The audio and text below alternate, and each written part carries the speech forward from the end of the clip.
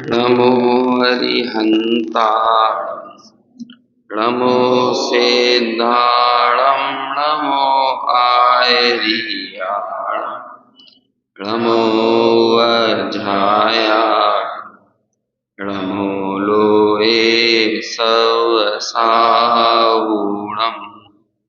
मंगलम भगवान वीरो मंगलम गौतमो गणि मंगलम कुंद कुंदाद्यो जैन धर्मोस्तु मंगलम् सर्वमंगल मांगल्यम सर्वकल्याणकारकम प्रधानं सर्वधर्माणां जैनं जयतु शाश्वती जैनं जयतु शाश्वती। नमः समय साराय स्वानुभूत्या चकासते चित्स्वभावाय भावाय सर्वभावान्तरक्षिते वन्दितु सर्वसिद्धे ध्रुवमचलमणोऽमं गतिं पत्ते वोच्छामि समय पाहुड मृणमो सुध केवली गणितम्। समय सार ग्रंथ के आचार्य कुंद कुंद देव के द्वारा रचित पहली गाथा मंगलाचरण की जो गाथा है उसकी हमारी चर्चा चल रही है। सभी सिद्धों को नमस्कार हो और वे सब सिद्ध कैसे हैं जो कि ध्रुव अचल और अनुपम गति को प्राप्त हैं। ऐसे उन सभी सिद्धों को नमस्कार करके जो सिद्धत्व की साधना का मूल आधार है ऐसा समय सार, उस समय सार ग्रंथ को यहाँ पर आचार्य कह रहे हैं जो कि उनके स्वयं की प्रथम कोई रचना हो ऐसा नहीं है, बल्कि उन्हें खुद ये समय सार जिनसे प्राप्त हुआ तो किन से मिला तो कहते हैं केवली और श्रुत केवली से ये प्राप्त हुआ है। तो ऐसी वो केवली श्रुत केवली की परंपरा से आया हुआ जो समय प्राप्त है उसे आचार्य यहाँ कह रहे हैं और किन्हें नमस्कार करके सभी सिद्धों को नमस्कार करके कह रहे हैं। देखो यहाँ लिखा तो है सभी सिद्ध जो कि ध्रुव अचल और अनुपम गति को प्राप्त हैं। तो सिद्धों की भी कोई गति होती है क्या? क्योंकि हम तो ये मानते हैं कि वो तो चारों गति से पार हो गए हैं तो अभी उनकी क्या गति होगी। लेकिन जिसे हम पंचम गति कहते हैं, अभी आगे आकर जब हम टीका पढ़ेंगे तो उसमें एक शब्द आएगा अपवर्ग। अपवर्ग मतलब क्या होता है तो वहां पर ये चर्चा आएगी कि धर्म अर्थ काम और मोक्ष ये चार पुरुषार्थ होते हैं। तो तीन पुरुषार्थ जो हैं उन्हें ऐसा कहा जाता है वो संसार के ही पुरुषार्थ हैं, धर्म अर्थ और काम। लेकिन एक जो मोक्ष है वो चौथा वर्ग यानी त्रिवर्ग से अलग जो वर्ग है उसे अपवर्ग कहते हैं। तो वो मोक्ष रूपी जो अपवर्ग मतलब चतुर्थ पुरुषार्थ वाली जो गति है जिसे पंचम गति भी कहते हैं उसको प्राप्त किया है।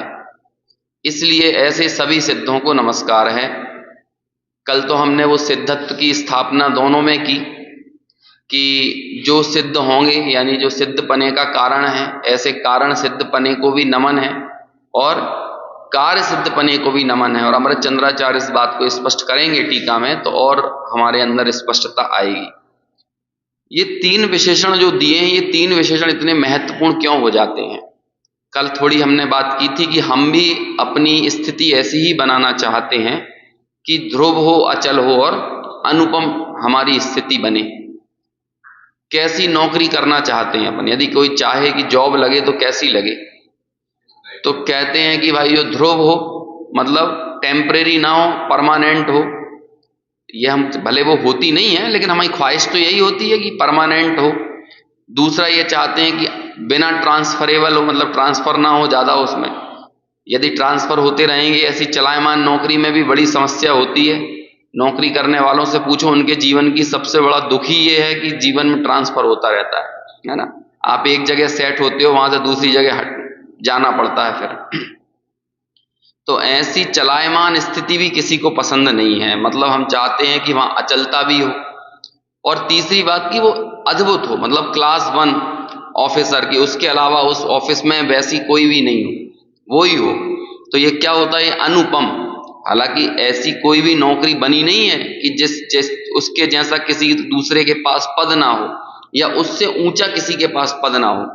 ये तो सिर्फ एक कल्पनाएं रहती हैं लोगों की अपनी अपनी, कि हमारी ऐसी नौकरी हो जाए कि हम ही श्रेष्ठ हों और हमसे ज्यादा श्रेष्ठ कोई हो नहीं। हाँ, सभी जगह ये रहते हैं।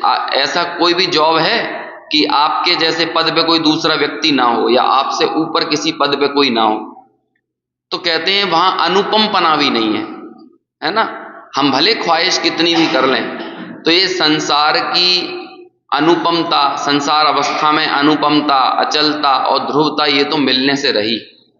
लेकिन सिद्ध भगवान ने जरूर एक ऐसी गति को पा लिया है जो ध्रुव है, अचल है और अनुपम।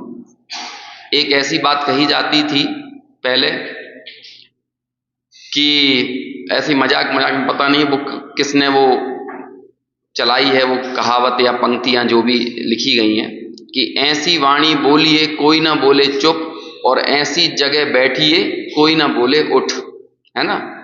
अभी बोलो, ऐसी वाणी कोई है कि जिसके लिए कोई ये ना बोले कि अब चुप हो जाओ। हम और आप ऐसी कोई वाणी बोल सकते हैं? अभी हम समय सार पे यहाँ चर्चा कर रहे हैं, तो यदि मैं भी अभी समय का अतिक्रमण करके 45 मिनट का 50 मिनट हो जाए तो भी थोड़ा झेल लोगे, 55 तक भी झेल लोगे, और थोड़ी सी और सामर्थ्य तो 1 आध घंटे झेल लोगे, है ना। लेकिन इससे भी ज्यादा ऊपर चली जाए तो फिर कहेंगे कि भैया अब कभी बंद भी होगे कि नहीं, है ना। तो आप कितनी भी अच्छी बात कर लो यहाँ पे, लेकिन आपको चुप कराने के लिए कोई ना कोई तत्पर हमेशा रहेगा। तो अपन अपने जीवन में ऐसी वाणी नहीं बोल सकते कि जिसके लिए कोई चुप कराने वाला ना हो। लेकिन अरहंत भगवान को कोई चुप नहीं कराता, जब उनकी खुद की मर्जी होती है तभी वे होते हैं। तो इसलिए ऐसी वाणी यदि मिलेगी तो कब मिलेगी? जो अपने स्वरूप का अवलंबन करके जब अरहंत अवस्था की प्राप्ति करें तो ही वो दशा हो सकती है।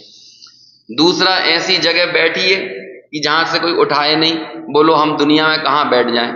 कौन सा पद है कि प्रधानमंत्री नरेंद्र मोदी अब बैठ गए तो क्या है, ध्रुव हो गए क्या वो हमेशा के लिए? अब उन्हें कोई उठाएगा कि नहीं उठाएगा? यूनाइटेड नेशंस के अध्यक्ष बन गए तो लगता है ये बहुत बड़ा पद है, लेकिन क्या वो स्थायी है? तो स्थायित्व तो वहां पे भी नहीं है। तो आप दुनिया में एक भी पद ऐसा नहीं बता सकते, ऐसी जगह नहीं बता सकते जहां से लोग हटाने वाले ना हो। हर कोई आएगा, हम भी यहाँ बैठे रहे हैं ना तो हमें भी कोई ना कोई कह देगा भैया थोड़ा सरक जाओ, थोड़ा हट जाओ, है ना। अपन को भी एडजस्ट करना पड़ता है।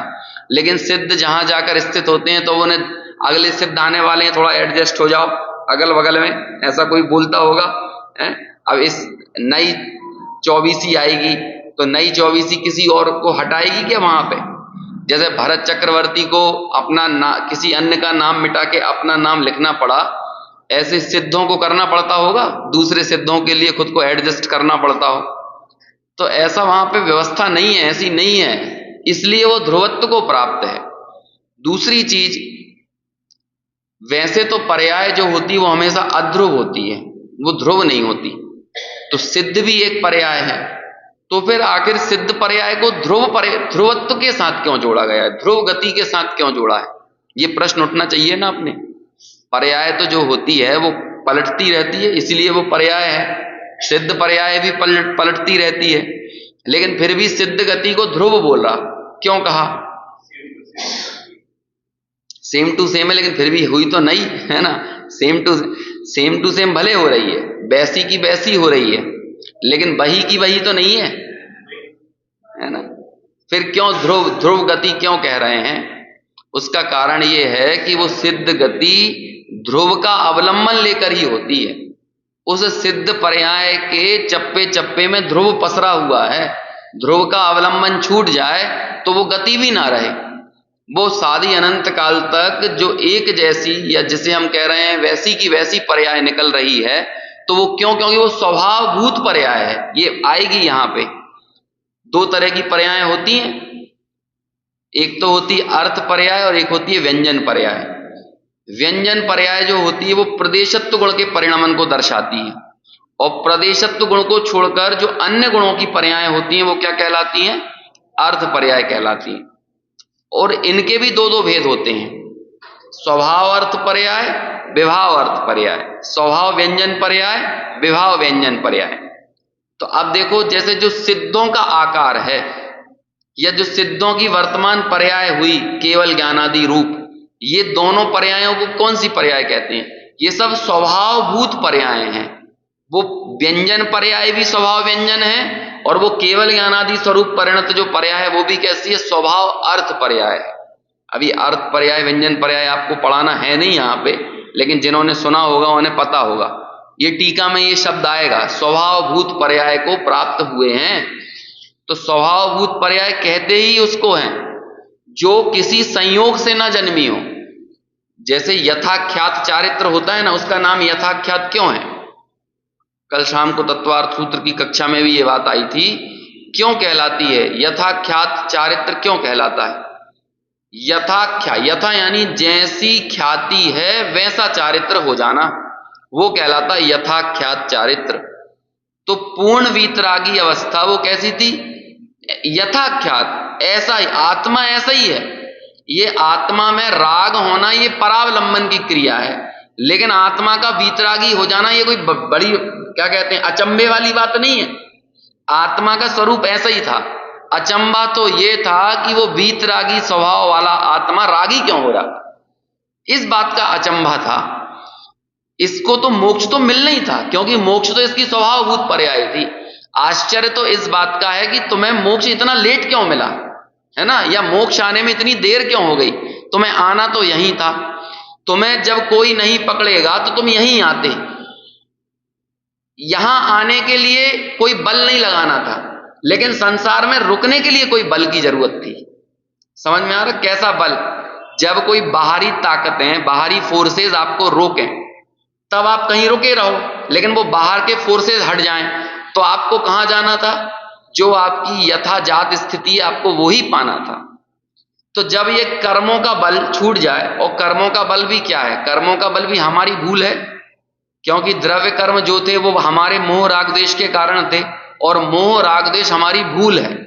हमारी भूल मतलब मैं आत्मा नहीं हूं इस बात की अस्वीकृति, इसके कारण वो मोह राग द्वेष पैदा हुए, और उन मोह राग द्वेषों के कारण द्रव्य कर्म हुए, जिनके कारण हम संसार में बंधे हुए थे। जब वो बाहरी फोर्सेज, एक्सटर्नल फोर्सेज हट गए तो फिर क्या हुआ? मोक्ष अधिकार में एक सूत्र आता है, जो कैसे वो तुम्बड़ी क्या कहते हैं, वो जैसे आप उसको हटाओ तो वो सीधे ऊपर की तरफ जाती है, ऊर्ध्वगमन स्वभाव ऐसा बोलते हैं ना कि हाँ अग्नि का स्वभाव है, वो एक तुम्बड़ी का स्वभाव है। ऐसे 3-4 उदाहरण दिए। तो कहते जैसे ये कोई बाहरी फोर्स हटने पर अपने आप ऊपर की तरफ जाते हैं, ऐसे ये आत्मा भी क्या है, जब बाहरी फोर्सेज हटे तो फिर क्या हुआ? ये वहां जाएगा जहां तक इसकी अंतिम गति है, उसके ऊपर क्यों नहीं जाएगा? क्योंकि धर्म द्रव्य का अभाव है, धर्म धर्मास्ति का ये है ना, इनका अभाव होने के कारण उसके ऊपर वो गमन नहीं कर पाता है। तो इसलिए सिद्ध गति ध्रुव है, क्योंकि वो ध्रुव के अवलंबन से पैदा हुई है। समझ में आया? इसलिए क्योंकि स्वभाव का आश्रय छोड़ दिया होता तो वो कभी ध्रुवत्व को प्राप्त नहीं हो सकती थी। पानी की एक बूंद, उसकी सम्यक गति कहां पर है यदि उसे टिके रहना है तो? एक बहुत फेमस उदाहरण आता है ये इस संबंध में। ये जो जल की बूंदें गिरती हैं ना ये आसमान से, यदि ये जल की बूंद गर्म तवे पे गिर जाए तो क्या होगा? है तुरंत एकदम सोख ली जाएगी, है ना, सूख जाएगी समझ लो। यदि वही जल की बूंद गर्म रेत पर गिर जाए रेगिस्तान में तो क्या होगा? तो सूख जाएगी, एक जगह सोख ली जाएगी, एक जगह सूख जाएगी।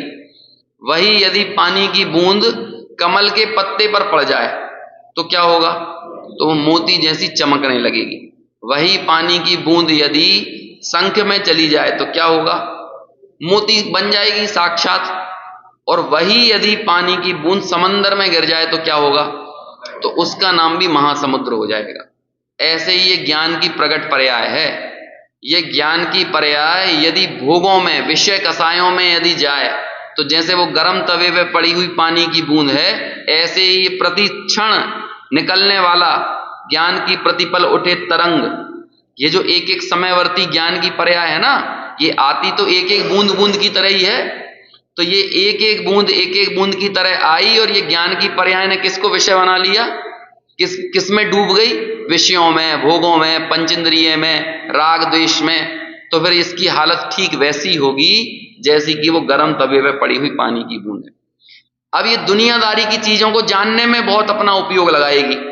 समझ में आया कि कैसा फिजिक्स है, कैसी केमिस्ट्री, कैसा बायोलॉजी, रोबोटिक साइंस कैसे काम कर रहा है, एआई कैसे काम कर रहा है, कंप्यूटर कैसे काम करता है ना। ये सब दुनिया भर का तमाम चीजें, इनसाइक्लोपीडिया बन जाओ। जबकि समय सार पढ़ोगे तो आपको पता चलेगा कि सूचनाओं की कोई महत्व नहीं है। और ये हमारे आचार्य 2000 साल पहले कह रहे थे, आज वो बात साबित हो गई है। आप कितनी ज्यादा सूचनाएं रखते हैं इसका कोई महत्व नहीं है आज के समय में। ये काम तो आपसे बहुत अच्छा एआई कर रहा है, 1 सेकंड के अंदर कई सारी इंफॉर्मेशन दे देता है। अब आपको कुछ सीखने की जरूरत नहीं है, चक्रवृद्धि ब्याज और ये ब्याज, फलाना ब्याज, ढिकाना ब्याज, सामान्य ब्याज, है ना, कुछ सीखने की जरूरत नहीं है। आप चुपचाप वो चैट जीपीटी पे लिख दो कि भाई 10 साल का मैंने इतने हजार का लोन लिया है, इतने % इंटरेस्ट है, इसकी प्रति महीने की ईएमआई कितनी आएगी। बस आपको लिखने के बाद इंटर दबाने की देर है। अब तो बहुत और भी ज्यादा कुछ नहीं करना, आपके हाथ में ही है वो, और वो पूरी ईएमआई का कैलकुलेशन निकाल देगा, उसमें मूलधन कितना जाएगा और ब्याज कितना जाएगा, सब अलग अलग सेपरेट निकाल के रख देगा। गलती की कोई गुंजाइश नहीं है। और मैं ये करता हूं, अभी ऑफिस में कई बार ट्राई करके देखता हूं कि मैं जो स्क्रिप्ट लिखता था, जिस स्किल के लिए मेरा सिलेक्शन हुआ, भाषा के लिए सिलेक्शन हुआ ना, कि एक सामान्य रॉ मटेरियल, रॉ खबर को मैं खबर में कैसे कन्वर्ट कर सकता हूं, प्रेजेंटेबल खबर कैसे बना सकता हूं। आज मैं देखता हूं वो रॉ खबर को उठा के मैं चैट जीपीटी पे पीडीएफ अपलोड कर दिया, पीडीएफ अपलोड करा और उसको बोल दिया इसकी एक उचित न्यूज पैकेजिंग करके दो।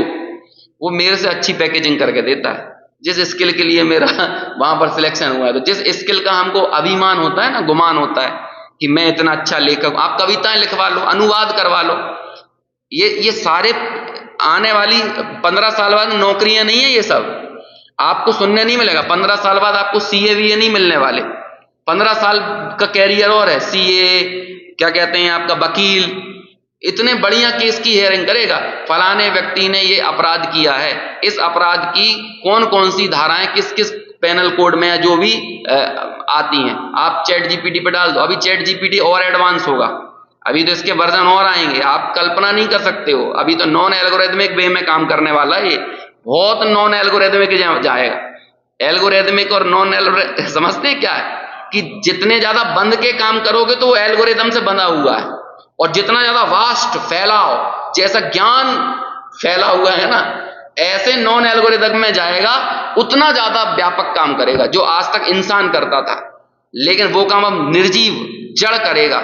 इसका मतलब सूचनाओं की कोई कीमत नहीं है। लेकिन एक काम वो नहीं करेगा कि वो कभी अपने आप को आत्मा नहीं मानेगा जैसे हम नहीं मान रहे तो यहां आके हम भी जड़ हो जाते हैं उसके ही जैसे, क्योंकि वो भी अपने आप को आत्मा स्वीकार नहीं कर रहा है और हम भी स्वीकार नहीं कर रहे हैं। हम भी सूचनाओं की सुनामी में डोल रहे हैं, है ना, और सूचनाओं की सुनामी में अनुभूतियों का कत्ल हो रहा है ना, यही हो रहा है। कोई केस होता है इसके ऊपर, तमिलनाडु में सुनामी आई थी तो इतने लोग मरे। ऐसे ही हमारी इन सूचनाओं की सुनामी में प्रतिपल उठने वाली ज्ञान की तरंग मरती रहती है, पता भी नहीं चलता है। ठीक वैसे ही कि पहले तो वो विषय कसाय में सूख जाती थी, या फिर पर पद विषयों को जानने में सूख ली जाती है। दुनिया भर का बहुत ज्ञान जुटा लिया। तीसरी एक स्थिति बनती है, कौन सी, कि आप व्रत आदि करने लगो, व्रत त्याग उपास करो। तो जैसे वो कमल के पत्ते पे पड़ी हुई बूंद चमकती है, ऐसे ही आपका ज्ञान चमकता हुआ दिखेगा बस। लेकिन वो व्रतादि रूप क्रिया है और उनसे बंधने वाला पुण्य सब क्षणिक है। जैसे वो कुछ देर बाद पद्म पत्रों पर पड़ी हुई बूंद दिखाई नहीं देगी, चमकती हुई दिख रही थी, ऐसे ही आपका भी ये पुण्य कार्यों में लगा हुआ उपयोग कालांतर में वो भी ऐसे ही चमकता हुआ दिखेगा, लेकिन वो स्थायी रहने वाला नहीं है। चौथी स्थिति बनती है कि जब आप स्वाध्याय में ही अपने ज्ञान के उपयोग को लगाओ, तो उस स्थिति में होगा जरूर एक काम, क्या, कि आपका वो ज्ञान मोती ही बन जाएगा, लेकिन वो भी उसका स्थायित्व नहीं है। कि आप जिस काल में स्वाध्याय में उपयोग लगा रहे थे, हालांकि ये बात अलग है कि वो स्वाध्याय करेंगे तो ही ये पता चलेगा कि यहां उपयोग मत लगाओ। जब ये काम नहीं करोगे तो आपको पता ही नहीं चलेगा कि उपयोग कहां लगाना है।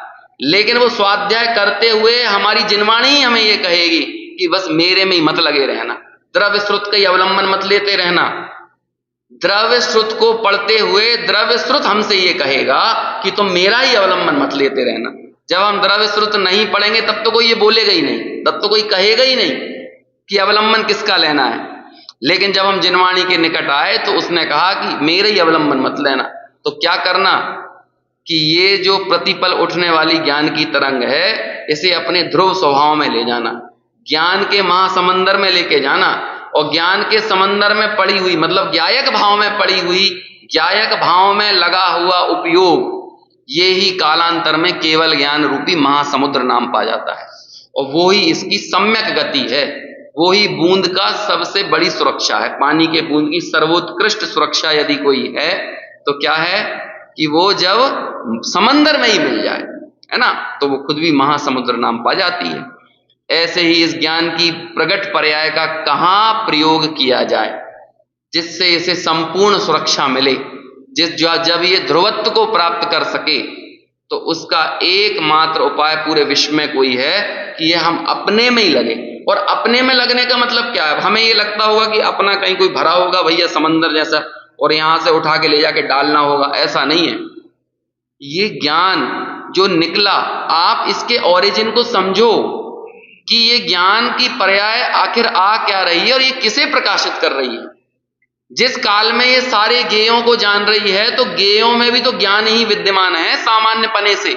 लेकिन मैं गेयों को इतना हाईलाइट क्यों करता हूं?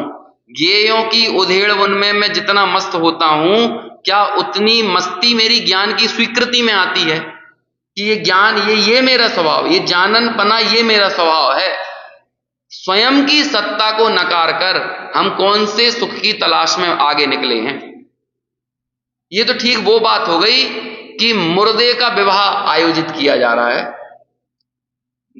लेके आए, क्या कहते हैं, मरचुरी कहते हैं, क्या बोलते हैं, मरचुरी है ना वहां से आप एक लाश उठा के लाए और उसका श्रृंगार करके उसका विवाह उत्सव रचा रहे हो, तो बोलो कितनी समझदारी का काम है। तो ऐसे ही दुनिया की आनंद की रंगरलियां जो मन रही हैं, वो कब मन रही हैं, किस कीमत पर मन रही हैं? स्वयं की अस्वीकृति के बाद ही तो मन रही हैं। कौन के लिए मन रही है? कौन? अरे आनंद नाम का मूल गुण किसका है? आपने उस आनंद के मूल गुण की तो खोज नहीं की, उसकी स्वीकृति नहीं की, उसे अस्वीकृति कर दी और माना क्या? आनंद कहां से आ रहा है? ज्ञान कहां से आ रहा है? टीवी से ज्ञान आ रहा है, मोबाइल से ज्ञान आ रहा है, खाना खा रहे हैं 10 20 25 प्रकार का, तो वहां से आनंद आ रहा है।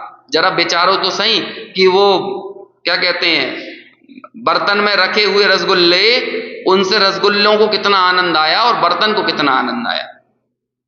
तो यहीं से जान लो, भोगों से ही जान लो कि भोगों में जो नाचने वाली मेरी बुद्धि है, वास्तव में आनंद कहां पर है। और इतने से आनंद और ज्ञान की पड़ताल करने के मार्ग पे जब हम आगे बढ़ेंगे, एक सही, क्या कहते हैं, सही शोधार्थी बनके जब हम काम करेंगे, तो फिर हमें एक बाबूजी की कवि वो आती पूजन, उसमें एक लाइन आती ना, शोध प्रबंध करके, तुम हो मेरे शोध प्रबंध, हाँ, शोध प्रबंध चिदात्म के सृष्टा तुम ही एक। ये किसके लिए लिखा है पता है? सिद्धों के लिए लिखा है। आत्मा का शोध प्रबंध, जैसे आप रिसर्च चालू करते हो तो फिर बाद में प्रतिवेदन, जो थीसिस जमा की जाती है, उसको क्या कहा जाता है? उसे बोलते हैं शोध प्रबंध। समझ में आया? मतलब आपकी सारी रिसर्च कंप्लीट हो गई तो आपने शोध प्रबंध लिख दिया। तो आत्मा की रिसर्च का प्रतिवेदन क्या है? अंतिम प्रतिवेदन क्या है? सिद्ध भगवान है, तो सिद्धों को क्या बोल रहे हैं? हे सिद्ध प्रभु, आप तो रिसर्च की थीसिस हो, है ना, ऐसा बोल रहे हैं। आप थीसिस कंप्लीट हो गई, मतलब आप पीएचडी हो गए। असली पीएचडी यदि कोई है तो कौन है? वो सिद्ध भगवान है। उसे बोल रहे हैं शोध प्रबंध चिदात्म के सृष्टा तुम ही एक। हे प्रभु, तुम ही हो एकमात्र सृष्टा, जिन्होंने उसको बता दिया कि सुख ही ऐसा होता है। इसलिए हम सब भी यहां पर शोध करने निकले। किसकी शोध है ये समय सार? किसकी शोध है? अरे अपनी ही तो खोज है। यहाँ पर विभिन्न युक्तियों और तर्कों के माध्यम से हम अपने आप को ही तो खोजने निकले हैं। और जब खोज लेंगे तो खोजने के पूर्व भी हमने किसको नमस्कार किया, किसको प्रेरणा के स्थान पर रखा? तो वहां पर सिद्धों को रखा कि हम आपको देखकर ये शोध करने आगे निकले हैं कि जैसे आप पीएचडी हुए हो वैसे हम भी हो जाएंगे एक दिन। समझ में आया? तो जिस दिन वो समय सार मिल गया तो अपने नाम के पीछे डॉक्टर लगा लेना है? उससे पहले तो कुछ नहीं है। सब झूठे कोरे, इस विषय की डॉक्टरेट, उस विषय की डॉक्टरेट, ये थीसिस जमा की, वो रिसर्च किया, सबकी बेमानी है, कोई औचित्य नहीं। तो ऐसे उस ध्रुव अचल और अनुपम गति को पाए हुए जो सिद्ध भगवान हैं उनको यहां पर नमस्कार करके इस ग्रंथ को शुरू कर रहे हैं। देखिए अब अपन टीका पढ़ते हैं। ये टीका तो वैसे तो अभी मैं आपके सबके समक्ष में हिंदी ही अनुवाद पढ़ूंगा इसका, लेकिन इसकी विशेषता ये है कि ये पूरी टीका जो संस्कृत में ऊपर लिखी है ना, ये एक पद में लिखी है। ये एक ही वाक्य है। ये एक वाक्य में पूरी टीका लिखी है। वाक्य समझते हैं? कर्ता, कर्म, है ना, और क्या कहते हैं, कर्ता, सब्जेक्ट, क्या कहते हैं, हेल्पिंग वर्ब, वर्ब और ऑब्जेक्ट, इससे एक वाक्य बनता है ना। तो एक्चुअल में ये एक ही वाक्य है, पूरा एक वाक्य में पूरा लिख दिया गया है। जैसे अथ प्रथमत, यहां से बात शुरू होती है, और उपक्रम्यते, आखिरी शब्द उपक्रम्यते, इसके बीच में कोई हेल्पिंग वर्ब वगैरह नहीं आई है। सबसे लास्ट में एकदम जैसे संस्कृत में फॉर्मेशन होता है वाक्यों का, बस एक ही वाक्य है। लेकिन जब उसको हमने तोड़ तोड़ के हिंदी में किया, ये संस्कृत की ताकत है। लॉर्ड मैकाले ने एक बार व्यंग्य किया था संस्कृत के ऊपर कि उसने कहा कि जितना आपको पूरा संस्कृत का ज्ञान है ना, ये अंग्रेजी की एक कवर्ड में भरा हुआ है ऐसा उसने कहा। लेकिन उसे ये बात नहीं मालूम थी कि संस्कृत की समाहार शक्ति, संक्षेपण शक्ति बहुत है। अब एक सूत्र लिख दिया, नीसल्यो व्रति, कितना सा सूत्र है, इतना छोटा सा। अब उस नीसल्यो व्रति पर कितना विस्तार हुआ आगे जाके, एक नाड़ोहो, इतना सा सूत्र है ना। ये सूत्रात्मक शैली में लिखी जाती है। लेकिन अब सूत्र का जितना विस्तार करना है उतना कर लो। क्या कहते हैं वो, लैणी पीपर आती है, तो उसको जितना कूटते जाओ उतना ज्यादा वो तिखास आती है, उसमें तिखास आती है। वो तिखास उसमें थी तभी तो निकल रही है, लेकिन वो क्या हो गई थी, छोटी सी समाहार। अब वो बाद में उसको कूट कूट के उसकी इतना सा हिस्सा आप किसी चीज में डाल दोगे ना, तो वो पूरे को उस अपने स्वाद से भर देगी। तो बाद में इतना सा हिस्सा लिया है। अरे हींग आती है, हींग अपन इतनी सी डिगली लेके आ गए, समझ में आया। और बाद में क्या करते, इतना सा उसका थोड़ा सा पार्ट लिया, उसको पानी में घिसा और डाल दिया। क्या हुआ, वो पूरी तिखास किस में भरी हुई थी, उतनी सी हींग में भरी हुई थी कि नहीं। तो ऐसे ही समाहार शक्ति बोलते हैं। तत्वार्थ सूत्र ग्रंथ की अनेक क्वालिटी जब कही जाती है ना, तो उसमें से एक उसकी क्वालिटी ये भी है कि इसकी समाहार शक्ति बहुत है। तत्वार्थ सूत्र कामधेनु की तरह है, आप उसको जितना भी दोहोगे उसमें से दूध आना बंद नहीं होगा, मतलब उसमें से अर्थ आना बंद नहीं होगा। और आज 100 टीकाएं तो उपलब्ध हैं तत्वार्थ सूत्र की, और हजारों टीकाएं नष्ट हो चुकी जिनके उल्लेख मिलते हैं। 1000 के नाम बताए जा सकते हैं कि ये टीका लिखी गई थी, लेकिन प्राप्त 100-125 होंगी। तो बोलो, उतने से तत्वार्थ सूत्र पर कितना मंथन लोग करते चले गए। 8-8, 9-9 भाग लिख दिए, 8-8, 10-10 हजार पेज लिख दिए 357 सूत्रों पर। तो ये किसकी ताकत है, भाषा की सामर्थ्य है ना, समाहार शक्ति। ये उसे नहीं मालूम था कि वो जो एक कवर्ड में भले संस्कृत को बोल रहा है, वो एक कवर्ड से कितना कितना निकल सकता है, इसका उसे ज्ञान नहीं था। क्योंकि ये सूत्र शैली में लिखी बातें हैं, विस्तार शैली में नहीं लिखी गई हैं। और वास्तव में विस्तार करना विद्वत्ता नहीं होती है, संक्षेपण करना विद्वत्ता होती है। जो लोग गहरे नहीं होते हैं ना, तो लोग अपनी बातों की गहराई की कमी को लंबाई से भरना चाहते हैं तो समझ में आया क्या है बोला। जिनकी बातों में गहराई नहीं होती, तो वो लंबाई से अपनी उस कमी को पूरा करना चाहते हैं। जो लोग ज्यादा बोलते हैं ना, उसको समझ लेना कि इसमें गहराई नहीं है, तो वो लंबाई से अपनी उस कमी को भरना चाह रहे हैं। और जो गहरा व्यक्ति होगा वो थोड़ा कहेगा, कम कहेगा, लेकिन उतने में ही ऐसा कह देगा कि वो ही पर्याप्त होता है। घरों में भी हम देखते हैं ज्यादा वर्चस्वशाली व्यक्ति कौन होता है, जो होता कि कम बोलता हो, लेकिन जब बोलता है ना तो फिर वो बहुत कायदे की बात बोलता है या फिर बहुत प्रभावी बात बोलता है। ऐसे ही ये संस्कृत में छोटी छोटी सी गाथाएं, छोटी छोटी सी टीकाएं। अब देखो उस टीका का विस्तार, हिंदी अनुवाद कितना बड़ा दिख रहा है आपको नीचे, और टीका तो 5-6 लाइनों की है, लेकिन वो 5-6 लाइन में पूरा एक वाक्य है, वो एक वाक्य में इतना विस्तार किया है। अब मैं वो संस्कृत नहीं पढ़ूंगा क्योंकि एक एक शब्द का अर्थ बताना आसान नहीं है ना, फिर तो हमारे इस वाचना का भी पता नहीं कितनी लंबाई बढ़ जाएगी, है ना, उसका कोई कहा नहीं जा सकता। इसलिए सीधे हिंदी से ही समझेंगे। अब सोचो कई लोगों को तो इसकी हिंदी कठिन लगती है, यदि संस्कृत पढ़ने लगे तो फिर वो कितनी कठिन लगेगी। बात हालांकि बहुत सरल है।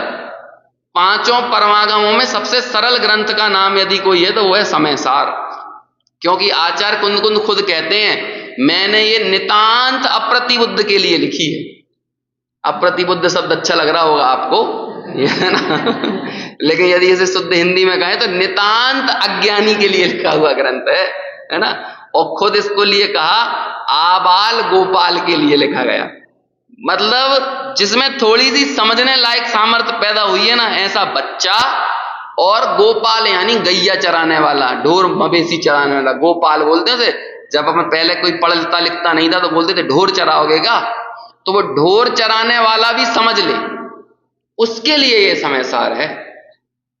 लेकिन यही बात समझने के लिए लोग कहते हैं ये तो बहुत कठिन ग्रंथ है, भैया हमें कहां से समझ में आएगा। दुनिया की सब तिकड़म समझ में आ रही है, लेकिन समय सार समझ में नहीं आ रहा है। अभी सब बता दो उनके लिए तो जितने नए नए अपग्रेडेड वर्जन मोबाइल फोन के आते हैं तो सब समझ जाते हैं, और बुजुर्गों को भी आदत चढ़ गई है कि उन्हें भी समझाओ, है ना। 80-85 साल की उम्र में पहुंच गए हैं तो भी वो इस उम्मीद में बैठे हैं कि एक और टेक्नोलॉजी सीख लें, एक और टेक्नोलॉजी सीख लें, ये भी कर लें, ये ऐसा भी कर लें, ये भी जान लें। कई बार ऐसी अखबारों में खबरें और न्यूज आती हैं, हमारे पास भी आती रहती हैं कि 90 साल की उम्र में वायलिन सीखने का शौक चढ़ा है ना, तो वायलिन सीखने के लिए तैयार हैं, सितार बजाने के लिए, ऑर्केस्ट्रा, क्या क्या जो जो चीजें आती हैं वो सब सीखने समझने के लिए, और उसकी सब लोग तारीफ करते हैं।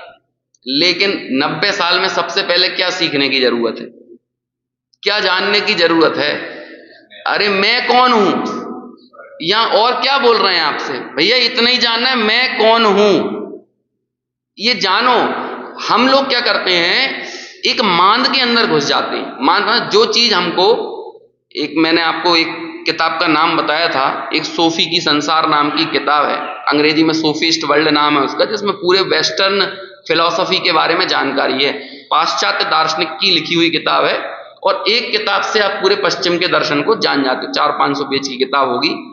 तो उसकी शुरुआत उसने ऐसे की कि जो जीवन के सबसे मूलभूत प्रश्न हैं, जो टोडरमल जी ने लिखे कि मैं कौन हूं, है ना, मेरी ये परिणति क्यों बन रही है, ये 2-3 जो प्रश्न है ना, ये मूल प्रश्न है। वो भी यही बोलता है कि देखो सबसे बेसिक बुनियादी प्रश्न है ये कि मैं कौन हूं। अरे ये जानना कैसे हो रहा है, ये दुनिया का ये जो सब संचालन, ये चीजें घट रही है कैसे घट रही है, मूलभूत प्रश्न है। मैं कहां से आया था, मेरे यहां से चले जाने के बाद क्या होगा, इन प्रश्नों के उत्तर खोजना हमारी मूलभूत जिम्मेदारी है। लेकिन हम क्या करते हैं, उसने फिर उदाहरण दिया कि उसकी बाड़े में एक खरगोश रहता है, तो कहते हैं कि जैसे ही वो खरगोश को मैं प्यार करने के लिए आती हूं, वहां पे एक लड़की की कल्पना की जिसका नाम सोफी है। वो सोफी नाम की लड़की एक्चुअल में वो प्रतीकात्मक है, सोफी मतलब ज्ञान होता है, जो सूफिया शब्द है ना, सूफिया सोफिस्ट आंदोलन हुआ था एक, तो सोफी शब्द यानी ज्ञान, ज्ञान का प्रेमी, उसे बोलते हैं सोफी, ज्ञान से प्यार करने वाला, है ना। तो जो फिलोसॉफी ये शब्द जो है ना, तो वो फिलोसॉफी मतलब भी हो, ज्ञान का प्रेमी मतलब होता है फिलोसोफिस्ट, जैसे ज्ञान से प्यार हो। लेकिन हम सबको सबसे प्यार है, लेकिन ज्ञान से प्यार नहीं है। तो वो सोफिया, जो सोफी नाम की लड़की है, वो जो खरगोश को वो तो प्यार करने आ रही है, लेकिन वो खरगोश ये मान के बैठा है सब लोग मेरे लिए खतरा है, तो वो एक मांद के अंदर घुस जाता है। और वो मांद के अंदर, वो मांद भी कोई ऐसी नहीं है कि कोई वज्र की बनी हो, घास फूस की बनी हुई मांद है, तो घास फूस की मांद में ऐसे अपने आप को छुपा लिया खरगोश ने, आंखें बंद कर ली, तो सोचने लगता है कि मैं दुनिया से सुरक्षित हो गया। बस उसका एक ही काम है, अरे को उसे उठाकर हम और सुरक्षित जगह पे ले जाएं, कि आंधी आ रहा है, पानी आ रहा है, तो अब किसी ने प्यार से सोचा कि इस खरगोश को उठा के सुरक्षित जगह पे रख दो, लेकिन वो तब भी भगेगा और क्या सोचेगा, अपनी ही मांद में घुसेगा, अपनी ही मांद में घुसेगा। ऐसे ही जीवन के सबसे जरूरी प्रश्न जब हमारे सामने आते हैं और हमें थोड़ा सा दिमाग लगाना पड़ता है, तो हम लोग क्या करते हैं, अरे कौन दिमाग लगाए, तो हम हमारे मोबाइलों की मांद में घुस जाते हैं, हम हमारी दुकान की मांद में घुस जाते हैं, हम अरे यार कौन दिमाग लगाए, अपना रखो खाना पीना, खाओ और बढ़िया कचौड़ी समोसा, मौसम भी अच्छा हो रहा है तो बस खाओ। ये पंचेंद्रिय विषयों की मांद में घुस गए हम, हमने मूलभूत प्रश्नों का उत्तर खोजने की जगह कहां चले गए। जबकि आपको क्या लग रहा है, आप पंचेंद्रिय विषयों की मांद में घुस के सुरक्षित हो गए, अरे महा असुरक्षा को निमंत्रण दे रहे हो, बहुत भारी असुरक्षा को निमंत्रण दे रहे हो ये पंचेंद्रिय विषयों की मांद में घुस घुस के। ये घास फूस की बंधी हुई मांद है, जब पूरी दुनिया जलेगी तो तुम्हारी मांद भी जलेगी, और ये कर्मों के बवंडर में तो जलेगी जलेगी। जहां से जब स्वयं की एक मौका मिला था थोड़ा समझने का, ये एक अवसर था हमारे लिए, संगी पंचेंद्रिय पने में एक मौका था, एक अवसर था कि हम यहां पर अपनी मांद वाकई वज्र की बना सकें, मतलब हम सिद्धत्व की प्राप्ति कर सकें, हम ध्रुव अचल और अनुपम गति को प्राप्त कर सकें, एक मौका हमारे पास था। लेकिन हमने यहां भी क्या किया, ज्यादा दिमाग नहीं लगाना है, कहां चले जाना है, मांद में घुस जाना है। तो जो आचार्य कुंद कुंद ने नितांत अप्रतिबुद्ध के लिए ये बात लिखी थी, उसे हम कहें ये तो पंडितों की बात है, समय सार ग्रस्तों के पढ़ने के लिए नहीं है, ये तो मुनियों के पढ़ने के लिए है, ऐसा ऐसी बातें लोग करने लगते हैं। मुझे तो आश्चर्य हुआ जब, देखो मैं इसमें से वो पढ़ के बताता हूं, ये मुझे हालांकि पहले ही दिन आपको पढ़ के बताना था। पंडित जयचंद जी छावड़ा ने भी ये वाली पीड़ा देखी कि लोगों को ऐसा लगता है कि ये तो ग्रस्तों के पढ़ने के लिए ग्रंथ नहीं है, तो ऐसा उन्होंने लिखा। बहुत अच्छी अच्छी बातें लिखी हैं इसमें। देखो जैसे ग्रंथ हम पढ़ रहे हैं, वांच रहे हैं, क्यों, क्योंकि देखो अभी हम इसकी टीका पढ़ेंगे, अभी एक तरह से हम शुरुआती स्टेज में ही हैं समय सार की, तो पहले ही हमारा विजन क्लियर हो जाए इसे पढ़ने के पीछे।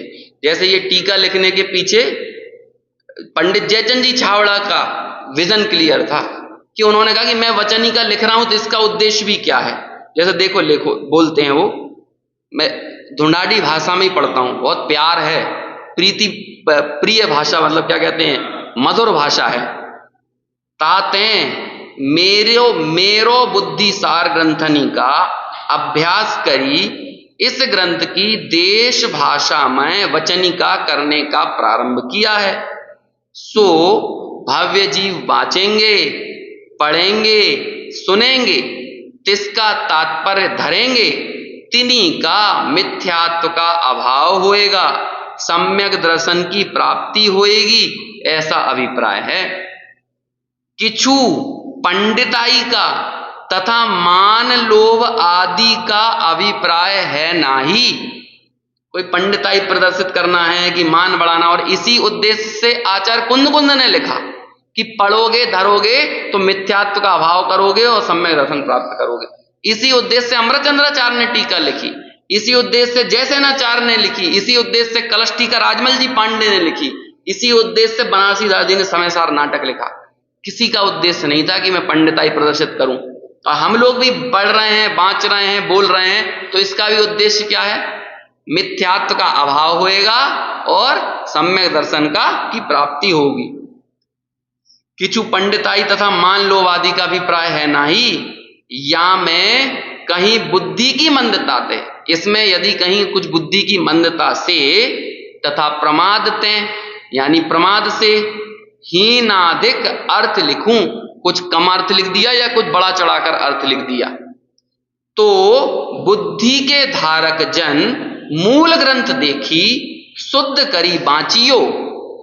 तो क्या करना, जो भैया समझदार लोग हैं ना, मैंने कुछ ज्यादा या कम लिख दिया हो, तो जो अधिक बुद्धिमान लोग हैं वो क्या करना, मूल ग्रंथ से मिलान करके इसका अर्थ करना। लेकिन देखो क्या लिखते हैं, मूल ग्रंथ देखी शुद्धि करी बाँचियो, हाथ से मत करियो मेरी हंसी मत उड़ाना तुम लोग, ऐसा बोलते। मैं तो बहुत पवित्र हृदय से लिख रहा हूं, और ये बात हम सब लोगों पे भी लागू होती है कि भाई मैं भी ये बताने का उपक्रम कर रहा हूं तो भाई अपनी बुद्धि अनुसार कहूंगा, बताऊंगा, समझाऊंगा, कई बार नहीं भी समझा पाऊंगा, कुछ बार अतिरेक में जो अर्थ नहीं हो रहा तो एक्स्ट्रा अर्थ हो जाए, जो मूल प्रसंग में नहीं हो वो अर्थ, तो क्या करना, मूल से मिलान करना, अपना थोड़ा खुद का भी अभ्यास करना, खुद जुड़ना, क्योंकि हम समझ रहे हो अनादि शत्रु के खिलाफ बिगुल बजा रहे हैं। अनादि से जो हमें ढो रहा है ना मिथ्यात, उसे धोने के लिए हम अब आए हैं यहां पे। और समझ लो अपनी अपनी जिंदगी जितनी बची है उतना ही समय मान लेना। और अभी हम में से कोई लिख के नहीं दे सकता है कि हमारे पास 10 साल है, कि हमारे पास 5 साल है, कि 15 साल है। आप तो इस पल को ही आखिरी मानना। समझ में आया? इसलिए इतने तत्पर होना, इतने सतर्कता के साथ काम करना। जैसे मान के चलो आखिरी दाव, जैसे कई बार फिल्मों में नहीं होता, बंदूक की एक गोली बची है और 40-40 लोग सामने दिख रहे हैं, तो अब वो ये सोचता है कि इस एक बार में ऐसा क्या करूं कि अधिकांशों को सफाया कर सकूं। तो एक बंदूक की गोली का बार है, तो वो सोचेगा अब इन 40 में से वो तय करेगा मैन कौन आदमी है, ये तय करेगा कि नहीं, और वो कितना सतर्क हो गए, वो एक गोली का इस्तेमाल करेगा। ऐसे ही हमारे पास इस सीमित समय में हमें जिस मिथ्यात्व के खिलाफ कमर कसना है, तो कितना सतर्क और कितना सचेत होकर हमें उपाय करना पड़ेगा, बुद्धि को कितना सूक्ष्म करना पड़ेगा, तब जाकर ये काम हो पाएगा। अकेला हम सोच लें कि बस ठीक है जितना मिल गया समय सुन लिया और इतने में काम हो जाए, तो ऐसा नहीं है। निरंतर विचार करना पड़ेगा, बहुत अलर्ट एंड अटेंटिव रह के इस कार्य को संपन्न करना पड़ेगा। इस काम को जीवन के दूसरे कार्यों से बहुत ज्यादा तरजीह देना पड़ेगी, तब जाके वो काम होगा। और यही सब उद्देश्यों से तो लिखा है। हम लोगों को लगता है बहुत जीवन है, जीवन की एक स्टेज में हमें भी लगता था, जब अपन 20, 22, 18 साल के रहे होंगे तो अपन को क्या लगता था, अरे बहुत उम्र पड़ी है। अब आप देख लो अब जिस तेजी से उम्र निकली है। मैं तो बहुत पहले ये बात बोलता था, अब बात महसूस करता हूं। मैं कहता था कि 1 से 22 साल के होने में जितना टाइम हमें लगता है ना, 22 से 44 के होने में उतना नहीं लगता है, और 44 से 66 के होने में भी नहीं लगता है नहीं लगता।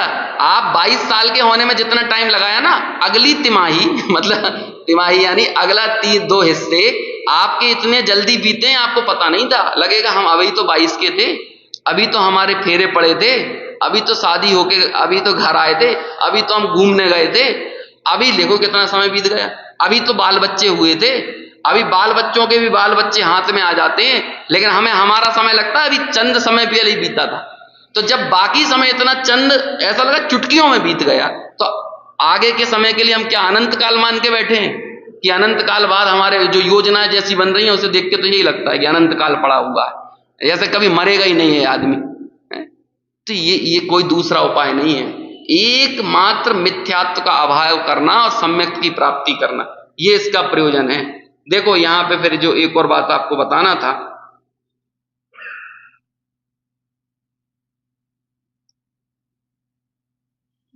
हाँ देखो ये पूरे ही वाक्य पढ़ता हूं। यहां कोई कहे इस समय सार ग्रंथ की तुम वचनिका करो हो, सो ये तो अध्यात्म ग्रंथ है, या में शुद्ध नय का कथन है, अशुद्ध नय व्यवहार नय है, सो ताकू गौण करी असत्यार्थ कया है, तहां व्यवहार चरित्र को अर्था के फल पुण्य बंध को अत्यंत निषेध किया है। मतलब ये तो शुद्ध नय का ग्रंथ है, यहां पे पुण्य का तो निषेध किया है और शुद्ध नय की बात की है, व्यवहार को गौण किया है। तो कहते हैं जब तुम ऐसा करोगे तो क्या कहें कि यहां लिख रहे हैं कि मुनि व्रत भी पाले ताके मोक्ष मार्ग नहीं, ऐसो कयो है। ऐसा कहा है इसमें कि मुनि भी बन जाओ, उसको भी मोक्ष मार्ग नहीं, यदि मिथ्या दृष्टि है तो। फिर देखो, सो ऐसे ग्रंथ तो प्राकृत और संस्कृत में ही होना चाहिए, तुम वचनी का मत लिखो। जब भी कोई नया काम करता है ना तो उसके ऊपर ऐसे ही लांछन लगाए जाते हैं। अरे जब गुरुदेव के प्रवचन रिकॉर्ड होते थे ना, तो लोग मालूम क्या कहते थे, जैसे नैरोबी में उनकी वीडियो रिकॉर्डिंग होती थी, यदि आज उतनी रिकॉर्डिंग नहीं मिलती तो हमें पता ही नहीं चलता कि वो कैसे बोलते थे, कैसा आनंद उनको आता था। तो जब उनकी वीडियो रिकॉर्डिंग हुई तो लोग कहते देखो ये तुम्हारी जो डोरी जा रही है ना, इस पे देखो लोग पांव रख रहे हैं, और देखो गुरुदेव इसी में से जा रहे हैं, डोरी में से निकल के इसके ऊपर पांव रखोगे तो अभिनय हो रही है, अवर्णवाद हो रहा है। तो ऐसी ऐसी बातें करते थे। जब ये ग्रंथ छपाने की बात हुई, सटखंडागम वगैरह सब रखे हुए थे, विदिशा से छपे हैं ये ग्रंथ। मतलब विदिशा के वो सेठ जी जिन्होंने जो मंदिर बनवाया है उनका बहुत बड़ा योगदान है। जो स्टेशन के पास वाला मंदिर है वहां पे सटखंडागम लिखित रूप में है दीवारों पर। जब पहली बार सठखंडागम छपाने की बात आई तो लंबी चौड़ी राशि चाहिए थी, आज जैसा आसान काम नहीं था। मान के चलो उस समय 1 लाख रुपए भी चाहिए तो छोटी बात है क्या। तो वो कह रहे थे कि मुझे गजरथ निकलवाना है। तो पंडित उन्होंने समझाया, बड़े बड़े जो विद्वान थे, कि देखो गजरथ अजरथ तो खूब निकल रहे हैं आज के समय में, यदि तुम्हें पैसे का उपयोग ही करना है ना तो एक काम करो, ये मूल बद्री में वो ग्रंथ हैं, उनकी प्रतिलिपियां हो जाएं और वो छप जाएं तो बहुत बड़ा काम हो जाएगा। तो अपना पैसा उसमें लगाओ, गजरथ से बड़ा काम है। और आप वाकई में देख लो आप कौन सा काम बड़ा है। आज से 40, 50, 100 साल पहले कितने लोगों ने गजरथ निकलवाए कौन जानता है, लेकिन सठखंडागम निकल गए वहां से मूल बद्री से और वो प्रकाशित हो गए, तो ये कितना बड़ा काम हुआ। जो जैसा पुण्य का उदय टोडरमल जी का भी नहीं था ना, वैसा अपना है। क्योंकि टोडरमल जी तो 3-4 महीने का सफर तय करके गए, बीच में एक आदमी मर भी गया, समझ में आया। उन्होंने वो ग्रंथ लेने के लिए भेजे थे और उसमें से जो टोडरमल जी को प्राप्त हुए, मूल तो मिले ही नहीं उन्हें, ये मिले थे जीव कांड, कर्म कांड वगैरह, गौमठ सार वगैरह मिले, मूल धवला तो मिले ही नहीं। अब हमारे पास तो है वो, तो हम टोडरमल जी से ज्यादा भाग्यशाली नहीं है। लेकिन क्या भाग्य का खुशामद करते रहो, गीत गाते रहो, उससे कुछ नहीं होगा। पढ़ो तो भाग्य है। तो ऐसे कोई भी नया काम करने पे ऐसे ही लांछन लगते हैं। तो ऐसे ही जयचंद जी छावड़ा के लिए कहा कि तुम ये जो ग्रंथ लिख रहे हो ये प्राकृत संस्कृत में अच्छे हैं, क्योंकि ये मुनियों को पढ़ने के लिए हैं। हम लोग यदि नॉर्मल भाषा में पढ़ेंगे तो हम भी पुण्य छोड़ देंगे ऐसा बोलते हैं वहां पे। तो कहते हैं इसको यदि छोड़ दिया, ऐसे ग्रंथ प्राकृत संस्कृति चाहिए, इनकी बचनी का भय सर्व ही प्राणी बाँचे, सभी बाँचने लगेंगे, घर गृहस्थी वाले, दुकान धंधे वाले सब बाँचेंगे, सुनेंगे। हम सब लोग बाँचे ही तो रहे, है ना। तो ऐसा लांछन लगाया कि तुम सब मत बाँच लेना, ये तो मुनियों को ही बाँचने दो, है ना। ऐसा प्रश्न जयचंद जी छावड़ा के सामने भी था। इसे तो सब कुछ बाँचने लगेंगे। तामे तो जो व्यवहार चारित्र को निष्प्रयोजन जाने और अरुचि आवे तो अंगीकार ना करे। और ऐसे में हम सभी लोग यदि जांच लेंगे, पढ़ लेंगे, तो क्या होगा, हम व्यवहार चारित्र को हे मानने लगेंगे और व्यवहार को छोड़ देंगे। पहले किछु अंगीकार किया हो तो भ्रष्ट हो जाए, और पहले यदि कुछ पालता हो तो वो भ्रष्ट हो जाएगा, स्वच्छंद हो जाएगा, प्रमादी हो जाएगा, श्रद्धान का विपरीत हो जाएगा, तो बड़ा दोष होगा। इसलिए मत लिखो, ये बचनी का मत लिखो। तो कहते हैं यह ग्रंथ तो जो पहले मुनि भय हों, दृढ़ चारित्र पालते हों और शुद्ध आत्मस्वरूप के सन्मुख ना होए और व्यवहार चारित्र मात्र ही ते सिद्धि होने का आशय आ गया होए, तिनको शुद्धात्मा के सन्मुख करने को ही, उन्हीं को सुनने के लिए, मतलब जो पहले मुनि बन गए हों, जो विशेष जानते हो, उन्हें ही पढ़ना चाहिए, उन्हें ही सुनना चाहिए। इसको हर किसी को मत सुनाओ, हर किसी के लिए ये बात मत लिखो। उत्तर क्या देते हैं, छोटा सा उत्तर पढ़ के आज की बात पूरी करेंगे। जो यह तो सत्य है कि या में शुद्ध नय का ही कथन है। हाँ भाई तुम सही कह रहे हो, शुद्ध नय का कथन तो है, परंतु जहां जहां अशुद्ध नय रूप व्यवहार नय का गौणता का कथन है, तहां आचार्य ऐसे भी कहते गए हैं जो पहली अवस्था में यह व्यवहार नय हस्तावलंबन रूप है, ऊपरी चढ़नी को पैंडी रूप है, ताती कथनचित कार्यकारी है। भैया यहां पर शुद्ध नय का कथन किया है, लेकिन फिर भी आचार्य बीच बीच में ये कहते गए हैं कि पहली भूमिका में व्यवहार हस्तावलंबन के समान है और ऊपर चढ़ने में सहायक है। आचार्य ने ये भी तो कहा, तुम्हें ये क्यों नहीं दिख रहा है? समझ में आया? देखो, इसको गौण करने ते ऐसा मत जानियो जो आचार व्यवहार को सर्वथा ही छुड़ावे हैं। इसे गौण किया है, उससे ऐसा मत मान लेना कि आचार्य ने व्यवहार पूरा ही छुड़ा दिया है। आचार्य तो ऊपरी चढ़ने को नीचली की पैड़ी छुड़ावे हैं। ऊपर की सीढ़ी पे कदम रखवाने के लिए नीचे की सीढ़ी से पैर हटवाते हैं। ऊपर की सीढ़ी पे पैर ना रखो और नीचे की सीढ़ी छोड़ दो तो क्या होगा? औंधे मुंह गिरोगे, है ना, यही होगा। और जब अपना स्वरूप की प्राप्ति होएगी तब तो शुद्ध अशुद्ध दो ही नय का अवलंबन छूटेगा। जब तुम्हें अपना स्वरूप मिल जाएगा तब अकेला व्यवहार नहीं छूटेगा, तब तो निश्चय भी छूटेगा, शुद्ध नय भी छूटेगा। नय का आलंबन तो साधक अवस्था में है। ऐसे ग्रंथ में जहां तहां कथन किया है, ताकू यथार्थ समझे तो श्रद्धान का विपर्य नहीं होएगा। जब तुम इसे सही ढंग से समझोगे ना तो तुम्हारा श्रद्धान खराब नहीं होगा। जो यथार्थ समझेंगे तिनके व्यवहार चारित्र में अरुचि नहीं आएगी, और जिनका होनहार ही खोटा होएगा। जो इसे सही समझेंगे उनका व्यवहार नहीं छूटेगा, उनको खोट नहीं आएगी, लेकिन जिनकी होनहार ही खोटी होएगी तो ते तो शुद्ध न सुनू तथा अशुद्ध न सुनू विपर्य ही समझेंगे। अरे जिनकी होनहार खराब है उन्हें तो चाहे शुद्ध न सुनाओ चाहे अशुद्ध न सुनाओ, दोनों में ही वो अपने पैर पे कुल्हाड़ी मारेंगे। तिनको तो सर्व ही उपदेश निष्फल है, ऐसे लोगों के लिए तो सब उपदेश देना निष्फल है। लेकिन जो 1% संभावना इस बात को सुनकर समझकर सही निर्णय कर जो सम्यक दर्शन करने की जो संभावना है, जिसके कारण दृष्टि का विषयभूत आत्मा मिलता है, यदि इसका कथन ही नहीं करेंगे तो वो संभावना हमेशा हमेशा के लिए खत्म हो जाएगी। इसलिए इसे जन भाषा में लिखने का जो उपक्रम आचार्य ने किया है, उसका या विद्वानों ने किया है, उसका ये ही मूल प्रयोजन है। और ऐसे ही प्रयोजन को ध्यान में रखकर स्वच्छंदता के डर को छोड़कर, अरे सीधी बात यह है कि हम आपसे कहते हैं भक्ति हे है, लेकिन आत्मा को देख के भक्ति हे है, यो हनी सिंह के गाने देख के भक्ति हे नहीं है। समझ में आया? व्रत उपवास सब क्या है? हे हैं। लेकिन आत्मा को देख के व्रत उपवास हे हैं, बफे सिस्टम के 400 भोजन देख के व्रत उपवास हे नहीं है। इतनी छोटी सी बात तो समझने की है। जब हम आपसे कहेंगे कि भगवान की प्रतिमा का दर्शन करना भी हे है, तो आत्मा को देख के भगवान के दर्शन करना हे है, टीवी देख के और सिनेमा हॉल देख के भगवान के दर्शन करना हे नहीं है।